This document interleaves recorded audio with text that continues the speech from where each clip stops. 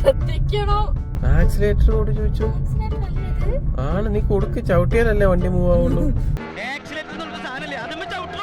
Accelerator അല്ല ഇത്, നീ കുനിഞ്ഞിറങ്ങി നോക്കണേ. ഇനി എന്താ വരുന്നത്? പിന്നെ ക്ലച്ച് അറിയണ്ടേ? അമ്മനെ മുമ്പിൽ ലോറി നോക്ക്, ചക്ക നോക്ക്, നോക്ക് പേടിയാണ്. ചക്ക എനിക്ക് പേടിയാണ്, നോക്ക് സീരിയസ്ലി നോക്ക് ചക്ക പ്ലീസ്. ഞാൻ നോക്കിക്കൊണ്ടിരിക്കുകയാണല്ലോ. ഒന്ന് ശ്രദ്ധിക്ക് അമ്പാനെ. ലോറി ബാക്കിൽ വലിയ